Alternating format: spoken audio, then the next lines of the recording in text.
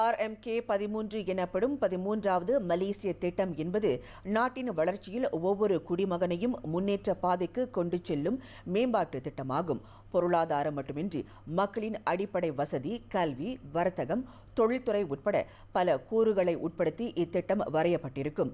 அவ்வகையில் நாளை ஜூலை 31ஆம் தேதி தாக்கல் செய்யப்படவுள்ள இத்திட்டம் இந்திய சமுதாயத்தின் வளர்ச்சிக்கு வித்திடுவதோடு வாழ்வாதாரத்தை மேம்படுத்துவதற்கு வாய்ப்பளிக்கும் என்று அரசியல் ஆய்வாளர் முனைவர் ஜி மணிமாறன் நம்பிக்கை தெரிவித்தார். இன மத பேதமின்றி அனைவரும் முன்னேற வேண்டும் என்ற கொள்கையின் அடிப்படையில் 13வது மலேசிய திட்டம் அமையும் என்பதை மறுக்க முடியாது. எனினும் நாட்டில் இந்திய சமுதாயத்திற்கும் சில தேவைகள் இருந்து வருவதை அண்மையில் தாம் கலந்து கொண்ட ஒரு கருத்தரங்கு வழி கண்டறிந்ததாக முனைவர் ஜி மணிமாறன் தெரிவித்தார். அவற்றை தீர்ப்பதற்கு 13வது மலேசிய திட்டம் முக்கிய பங்களித்தால் சிறப்பாக இருக்கும் என்றும் அவர் கூறினார். அதிகமான இந்தியர்கள் மிகவும் கீழ் இருக்கின்றார்கள். அவர்கள் பொருளாதாரத்தை எப்படி மேற்கொண்டு வர வேண்டும் ஒரு கருத்து. எனவே மித்ரா புதிய உருவத்தை கொண்டு வரும். அது ஒரு டிபார்ட்மெண்ட், ஒரு புதிய இன்ஸ்டிடியூஷனாக கொண்டு வரதுக்கு அதிலும் சில கருத்துக்கள் உண்டு. அது மட்டுமல்ல, சிறு தொழில் செய்கிற மக்களுக்கு அவர்கள் எப்படி ஜாப் ஆப்பர்ச்சுனிட்டி, வேலை வாய்ப்புகள் எப்படி அப்படி பார்க்கும்பொழுது, ஆனால் இந்த முறை கோயில் பற்றி அதில் யாரும் பேசவில்லை.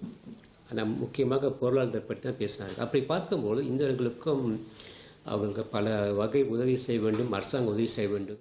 13வது மலேசிய திட்டத்திற்கு 43,000 கோடி ரிங்கிட்டில் இருந்து 45,000 கோடி ரிங்கிட் வரை ஒதுக்கீடு செய்வதற்கு வாய்ப்புகள் இருப்பதாக முனைவர் மணிமாறன் கணித்துள்ளார். அதில் இந்திய சமுதாயத்திற்கான ஒதுக்கீடு எவ்வாறு பயனளிக்கும் என்பதை அவர் விளக்குகின்றார். அப்போ டெவலப்மெண்ட்னாக்கா பள்ளிக்கூடம் கட்டுறது, வேலை வாய்ப்புகள், புதிய புதிய எக்கனாமிக் ஆப்பர்ச்சுனிட்டி, பொருளாதார வாய்ப்புகள், எஸ்எம்இஸ், நியூ எக்ஸாம்பிள் வச்சுக்கோமே நியூ டிஜிட்டல் எக்கனாமி.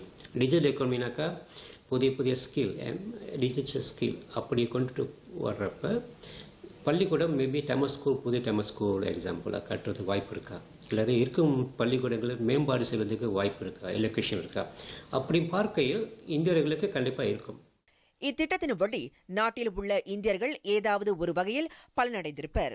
எனினும் சில திட்டங்கள் நிறைவேற்றப்படாமல் இருந்தால் அரசாங்க சார்பற்ற இயக்கங்களும் அரசியல் கட்சிகளும் ஒன்றிணைந்து அவற்றை ஆய்வு செய்து மீண்டும் அரசாங்கத்தின் பார்வைக்கு கொண்டு செல்ல வேண்டும் என்று முனைவர் மணிமாறன் ஆலோசனை வழங்கினார். இது 5 ஆண்டு திட்டங்கள். நாம் என்ன செய்ய வேண்டும்னாக்கா, இந்தியர்கள் எல்லாம் சேர்ந்து ஒரு ரிசர்ச் செய்ய வேண்டும், ஆய்வு செய்ய வேண்டும். ஆய்வு செய்து அது திட்டத்தை செய்து அதுக்கு நம்ம மானிட்டர் பண்ண வேண்டும். மானிட்டர்னாக்கா அந்த ஸ்கூல் கட்டுறார்களா, ஸ்கூலுக்கு புதிய அரசாங்கம் அந்த ஸ்கூலுக்கு புதிய புதிய புதிய வடிக்கோல் என்ன சொல்வார்கள், எலெக்ஷன் கொடுக்குறாங்களா, பணம் கொடுக்குறார்களா, திட்டத்தில் இருக்க ஒரு சமயம் மறந்துருக்கலாம், செய்யாமல் போக வாய்ப்பு இருக்கின்றது. அதை நாம் கேட்க வேண்டும். அது மட்டுமின்றி 5 ஆண்டுகளுக்கு ஒருமுறை அரசாங்கத்தை தேர்ந்தெடுக்கும் ஜனநாயக கடமையை கொண்டிருக்கும் மக்கள் மலேசிய திட்டம் குறித்து தெரிந்து கொள்வதில் முனைப்பு காட்ட வேண்டும் என்று முனைவர் மணிமாறன் கேட்டுக் கொண்டார்.